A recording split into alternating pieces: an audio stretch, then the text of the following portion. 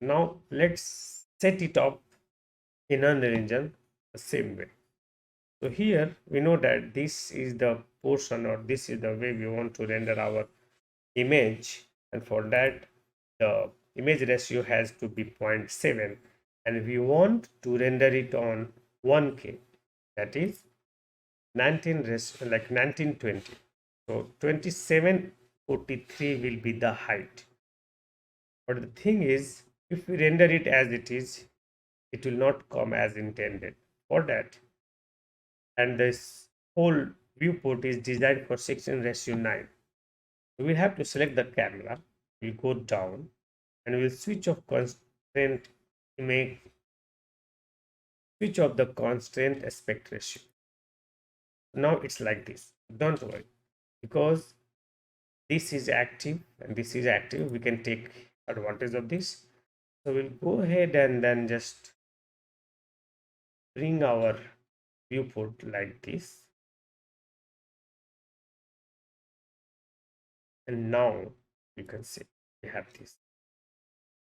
Now we have to, like, we know the dimension of what we need to render, right? Like this is the dimension we have to render.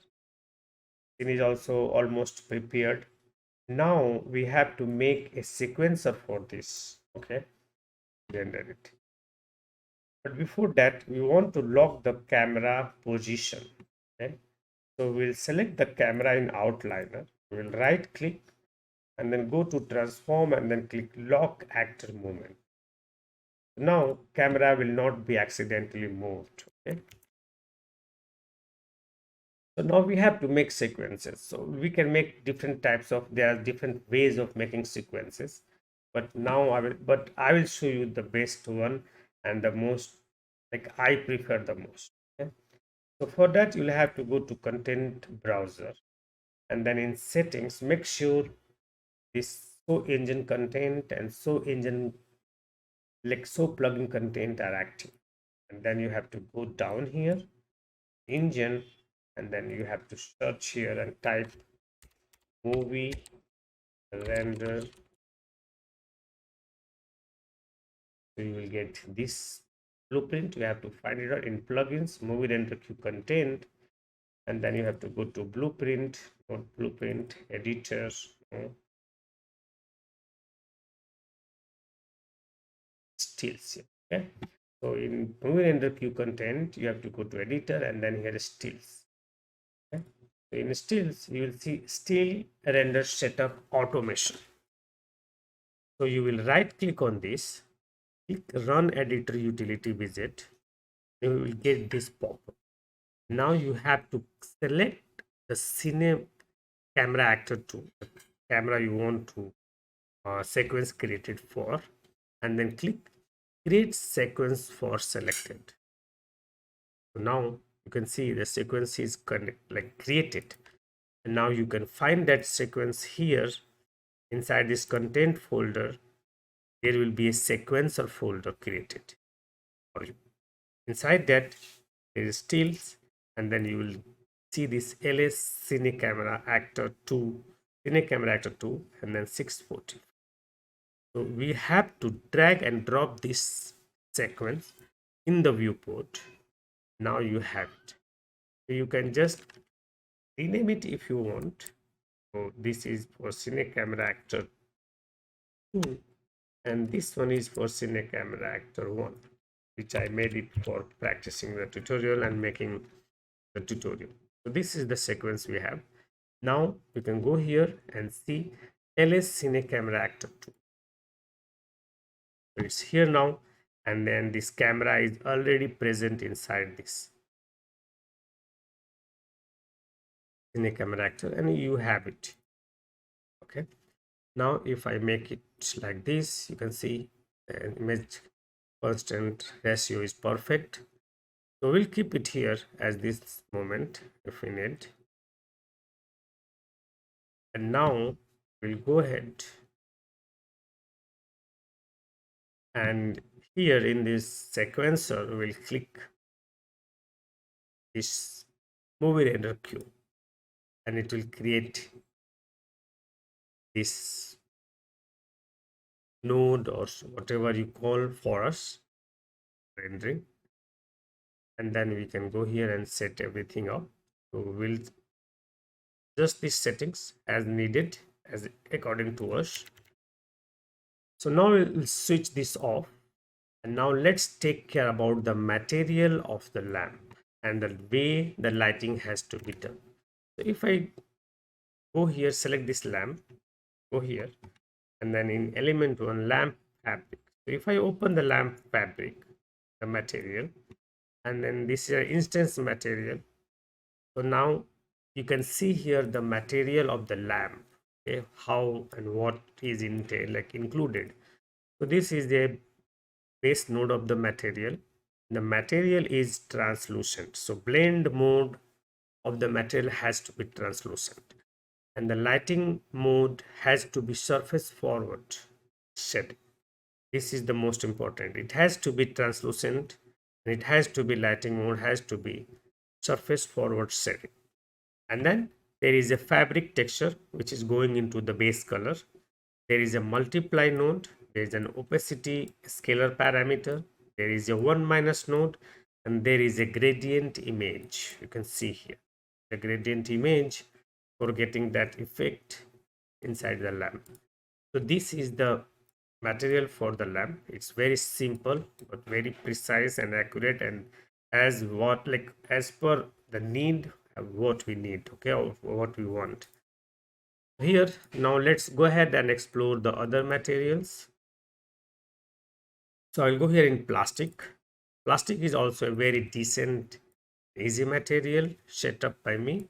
So here this plastic is an opaque, and then there is nothing changed here on the left side. It has a parameter color for giving the color to the plastic. It has a metallic scalar parameter with 0, and then a roughness scalar parameter put on specular and roughness together, because for me as per my knowledge specular is dependent on the roughness, okay. So I always, or whenever it's possible, I try to control the specular and roughness together with the same value or same, but it's up to you. You can use it the way you want. It's not a big deal. Making a plastic material is very easy, but this is where I prefer to set up everything, okay? So here is that the plastic material also done. Now this is also the same plastic material now, and all this metal material are same. So let's go here in the metal, and the metal material is also basically the same as plastic, okay. The only difference now is in metal, since there is a metallic scalar parameter, in here I have set the metallic value to 1 and then roughness value to 0.25. So this is controlling a specular and roughness both, and there is a color which I have given it to give it a metallic. You can make it dark or something like this if you want.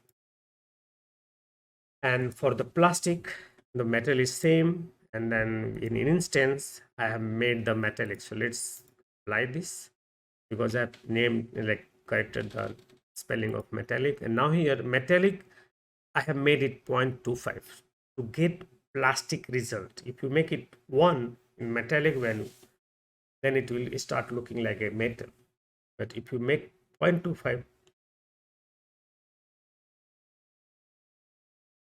it will start looking plastic, okay. And then roughness is up to you, how plasticky you want, more plasticky, less plasticky, up to you. So you have to control this according to you. And then color of the plastic you want, okay. So this is that. And the fabric material I have already explained, and in the instance material of the fabric I have the opacity set to 0.99. Since it's already a translucent, so we will be able to see through the material easily, but not so easily. It has to block some lights. For that I have given the opacity to just 0.99, okay.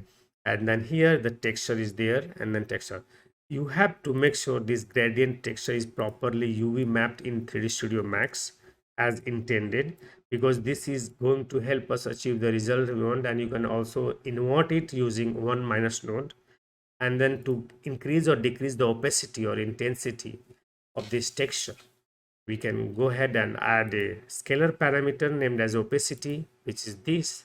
From here we can control the opacity of this lamp's material. So now we, and all these three material has been applied on the all the other parts of the lamp.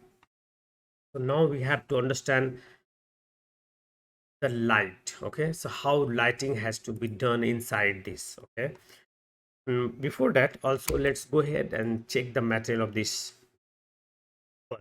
Okay, so if I open the material of this bulb and open the master material of this bulb, so you can see here it is set up like this.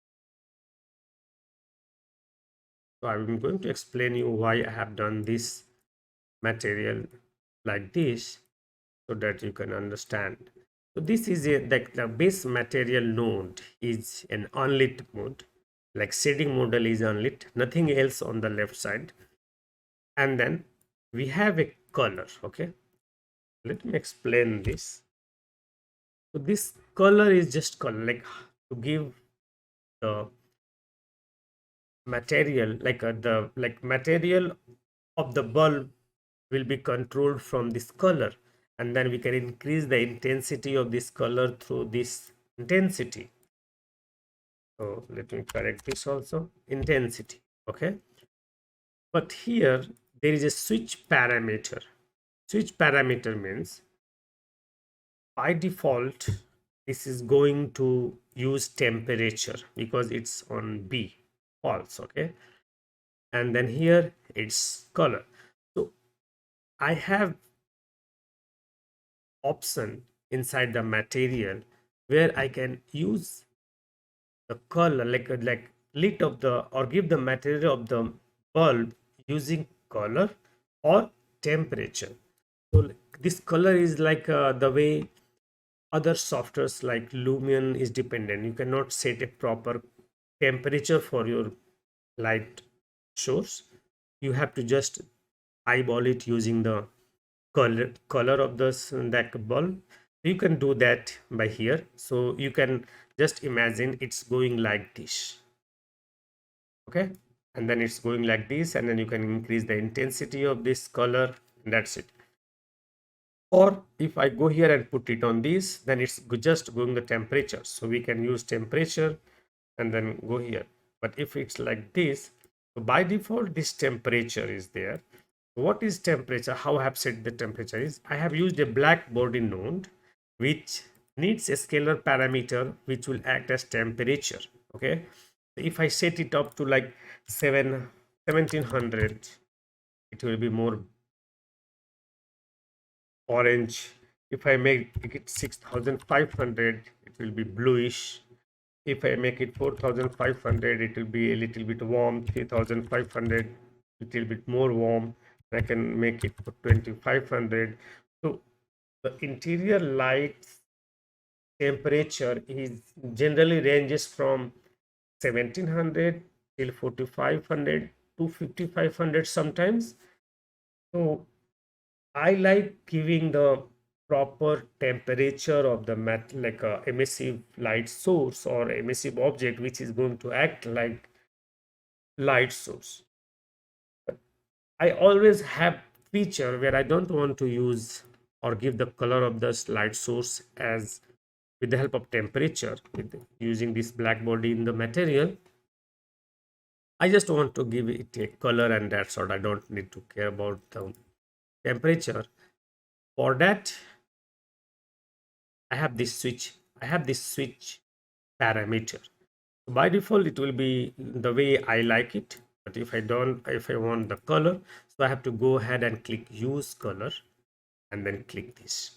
Then it will start using this node. So it will just ignore this like this. It will behave like this. Color, intensity increase or decrease. The moment I switch this on, now I can just set a specific color of this object and then this light will be emitting that color, okay, which I don't like, obviously.